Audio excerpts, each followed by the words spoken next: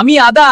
আমার ভেতরে থাকা জিঞ্জারল আপনার গলার পেশি শিথিল করে এবং ফোলাভাব কমিয়ে কাশি দ্রুত দূর করে। শুকনো কাশি বা কফ সবকিছুতেই আমি সেরা। তবে মনে রাখবেন, খুব বেশি আদা চা খেলে বুক জ্বালা পোড়া হতে পারে। আর যাদের আলসার আছে তারা একটু বুঝে শুনে আমাকে খাবেন। আমি মধু। আমি আপনার গলায় একটি প্রলেপের মতো কাজ করি, যা খুসখুসে ভাব দূর করে এবং জীবাণু ধ্বংস করে।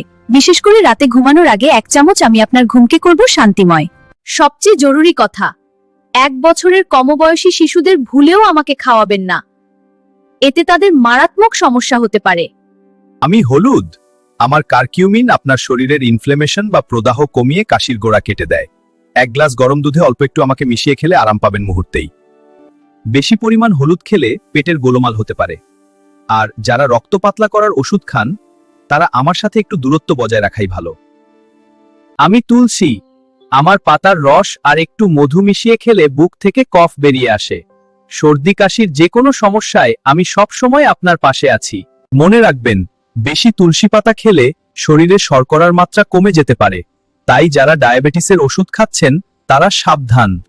কাশির যন্ত্রণায় অতিষ্ঠ না হয়ে এই প্রাকৃতিক বীরদের কাজে লাগান। ভিডিওটি ভালো লাগলে লাইক দিন, সবার উপকারে শেয়ার করুন এবং এমন সব জীবনমুখী টিপস পেতে এখনই সাবস্ক্রাইব করে পাশে থাকুন।